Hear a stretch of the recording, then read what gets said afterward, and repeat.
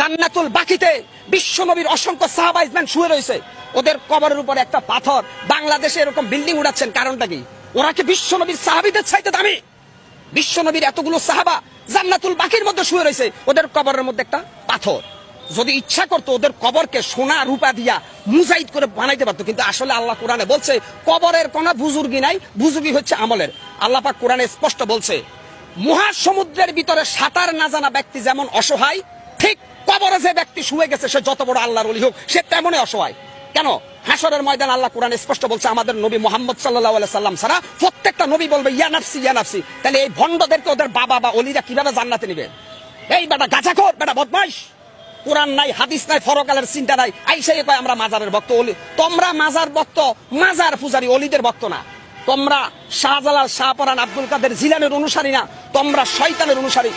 ৯৬% মুসলমানের দেশে প্রত্যেকটা মুসলমানের ইমানি দায়িত্ব মাজার পূজারীদেরকে শায়েস্তা করা। এত করে যদি আমরা মারা যাই আমরা শহীদ আর ওরা আবু জেহেল।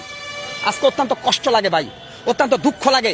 আজকে সোশ্যাল মিডিয়া থেকে শুরু করে এক ধরনের তেলবাজ সুশীল সমাজ বাইরেছে, মাজার ভাঙছে, আস্তাগফিরুল্লাহ আস্তাগফিরুল্লাহ। কেন মাজার ভাঙছে? আরে ভাই, কবরের উপরে বিল্ডিং ভাঙ্গার নির্দেশ দিচ্ছে রাব্বুল আলামিন আল্লাহ। আপনি কত বড় নাস্তিক বুদ্ধিজীবী, আপনি মাজার ভাঙতে নিষেধ করেন কেন?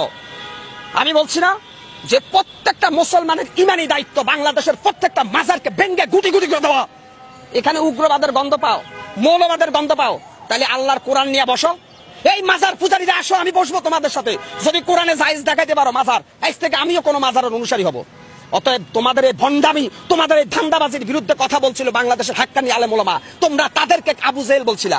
অর্থাৎ এজিদ যখন হাসান হুসাইনকে যখন এজিদের বাচ্চারা হত্যার ষড়যন্ত্র করে, তখন অনেক নামদারি আলেম ছিল, এরা জালেম।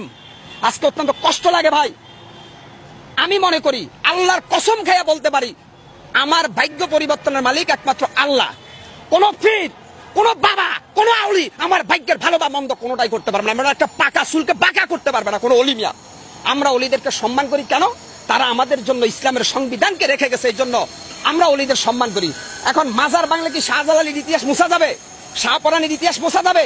মাজারের সাথে শাহপরানের সম্পর্ক না, শাহপরান আর শাহজালালের সম্পর্ক আল্লাহর সাথে, আর মাজারের সাথে সম্পর্ক হচ্ছে খোদাদহি নাস্তিকদের মিয়া। কেন আপনারা এখানে বারবার বলতেছেন অলিদের বিরুদ্ধে? শাহজালাল, শাহপরান, ৩৬০ জন যে অলি আছে প্রত্যেকের সম্পর্ক ছিল আল্লাহর সাথে। আর যারা মাজারের মধ্যে সেজদা দেয়, পূজা করে, এদের সম্পর্ক ইবলিস শয়তানের সাথে। এরা শয়তান, এরা বাটপার, এরা ধোঁকাবাজ। কি হচ্ছে? শেখ হাসিনা ফ্যাসিস্ট হাসিনার আমলে হয়তো কেউ কথা বলতে পারে নাই, কারণ শেখ হাসিনা গোটা রাষ্ট্রটাকে জিম্মি করে রেখেছে। আজকে আমি মুসলমান, যেই দেশে মুয়াজ্জিনের আজান শুনে সূর্য উঠে, যেই দেশে মুয়াজ্জিনের আজান শুনে সূর্য ডুবে, সেই দেশে কোরআনের পক্ষে আমি কেন কথা বলতে পারবো না? মাজার পূজারীদের কোনো দলিল নাই।